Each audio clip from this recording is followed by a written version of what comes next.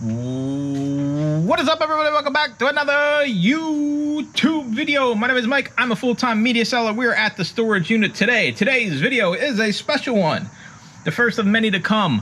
What sold on Amazon, right? So I thought about how I can make this kind of make sense and provide value. So I'm going to show you 6 items, 5 of those being decent items, and the last one kind of being like a lesson learned kind of crappier item, right? Because I don't want to just push out, oh, look, I sold all this super expensive stuff. And it almost creates a false reality of the real picture of selling on given platform, right? Whether it's eBay, whether it's Amazon, no matter where you're selling, right? If you only show the high value stuff, it's kind of scammy to me. I'm just saying, listen, no offense to any of you other reselling YouTubers out there that only show the expensive stuff. For me, I want to show you some of the cream of the crop, and then I want to show you something maybe that was a mistake. And the one this week was definitely a mistake. You know, just it happens from time to time. That's the reality of reselling anything on any platform. So if you're interested in being around like-minded Amazon and eBay sellers like myself, join the YouTube channel. Cheaper than a Happy Meal, $2.99.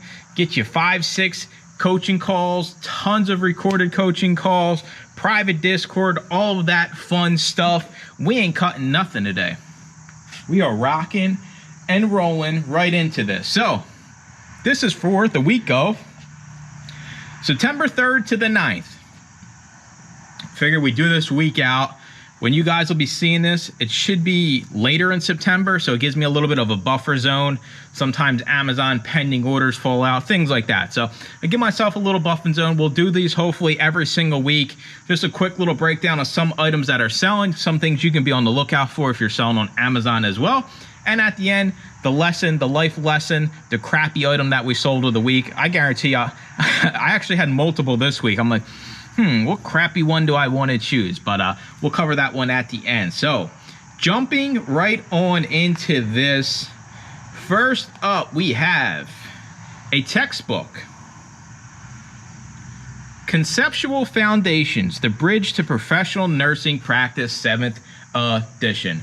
We sold this one for,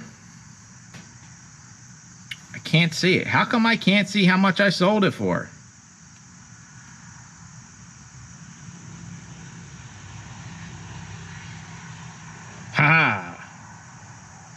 No, it's still not it. Oh, there we go. All right. A little bit of technical difficulties. Sold it for $55.98. All right. I could just say, hey, this is what I sold it for, right? But you guys want to know, how much did you actually make on the stuff? So Amazon actually has a revenue calculator where you can plug your specific ASIN in, UPC in, and it'll break everything down how much in Amazon fees. So after fees, before our buy cost, we made $43.75. Very, very nice textbook here. I mean, I probably paid at most $3, maybe $4 from a Goodwill for it. So, I mean, listen, that's an extra 40 bucks basically in your pocket for a textbook. Questions about selling textbooks? Should you sell them? There's counterfeits. There's not counterfeits. What do I do if I get a textbook? Do I run it through counterfeit software? Do I do this? Yes, there is software out there to run it through. All you got to do is plug in the ISBN. I believe Books Run, one of the buyback companies, has one, and it'll tell you whether or not. And now listen, it can't tell you that that specific textbook you have is counterfeit, but it will say if it's, you know, more likely to be counterfeited. So there are ways you kind of can litigate your risk. One thing I never would recommend to do is say you come into 10 of the same textbook. I would not list all 10 at the same time. That kind of sets off, an indicator like, hey, what is the used book guy doing with 10 $100 textbooks, 10 $50 textbooks? I strongly recommend if you have the same textbook quantities, you sell one at a time. Don't get greedy and send them all in. You're just asking for trouble. And like anything in this business, there's risk, right? You know, you can get banned any single day for any single reason. Just try to mitigate it and, make it as easy as you can on yourself. But personally, I still sell textbooks. I have no issues with them. I never run into counterfeits or anything like that. If I do, it won't be that much because I only sell one-offs, right? Things I find in thrift stores. So that was the first one we got. Moving on. A DVD next. 12 chairs. We sold this puppy for $45.56. Profit after fees was $33.70. DVDs for me, my average DVD cost now, it's kind of all over the board because some small mom and pops will sell DVDs for like a quarter, 50 cents, maybe a buck. Goodwill, it's all $2.99 minimum for all my DVDs. It does seem like Goodwill kind of stays at the $2.99 mark. Recently, I have been seeing some for $3.99. Their Blu-rays are usually $4.99.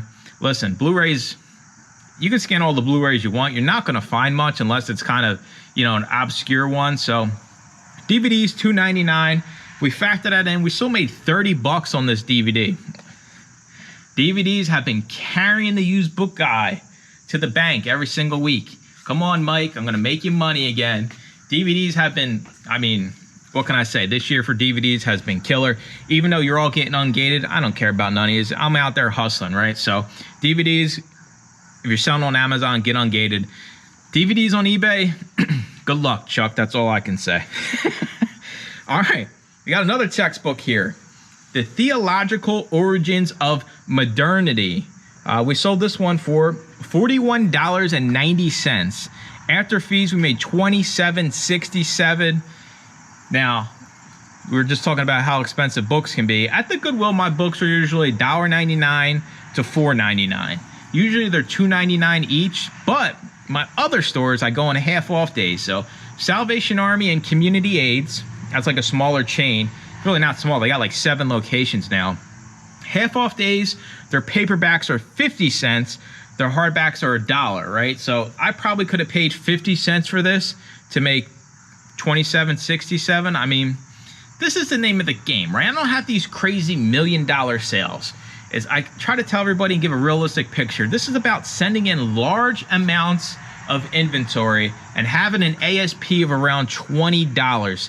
That is how you win the media game on Amazon. And it's really not that hard because all we're doing is throwing it in a box and letting Amazon store it and ship it. So that's kind of just the reality of it, right? You see everything we got here. It's like, no crazy, oh my God, we sold this for $8. Like, you're not always going to hit those out of the park home runs.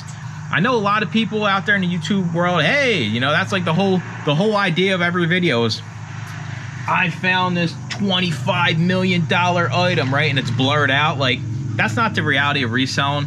Don't have that in your mindset that that's how things actually work, because I'm here to tell you, sure, you hit a home run every once in a while, but the bread and butter items is what's going to keep you around and keep you leveling up your business. So let's move along here. Next up, we have, this was a cool book. This is one of those ones where you see it and you're like, oh, this seems pretty cool. Hand tools, their ways and working. This is one of those topics, right? Hand tools. It's kind of like obscure, you know, kind of a little bit weird out there kind of stuff. That's the stuff that usually does really well, especially on eBay, right? I mean, I'd be curious to see what this is going for on eBay, because some of this stuff actually does better on eBay than Amazon, especially if it's kind of niche down like this. So we sold this for $32.99. Profit was $18.81. Amazon takes 14 of your dollars.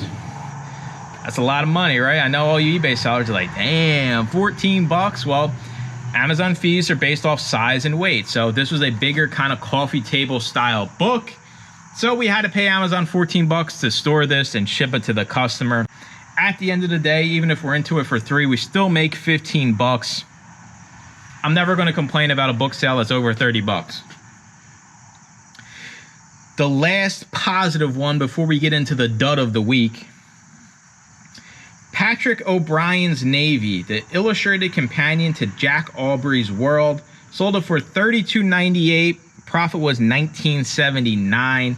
This, yet again, I've been crushing coffee table books.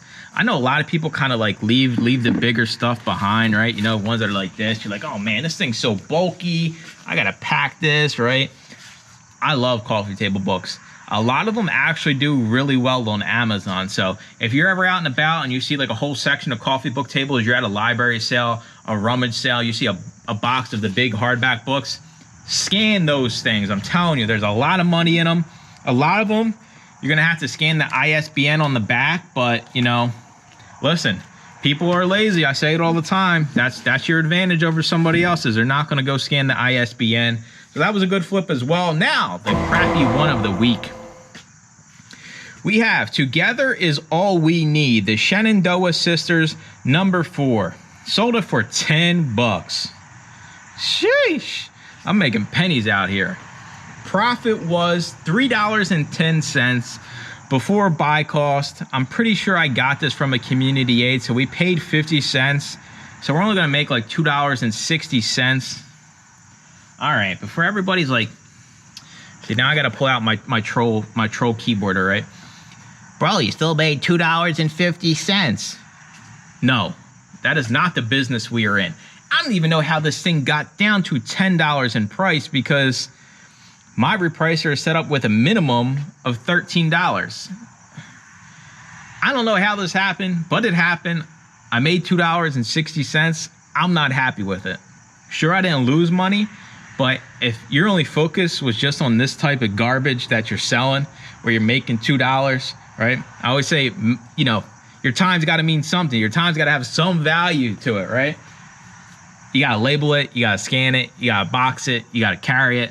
You got to get it from the thrift store. You got to get it home. You got to peel the sticker if there's a sticker. $2.60 is not worth it. So all you trolls out there selling this stuff that thinks, oh man, I would love to get $2.60 for one of my books in pure profit.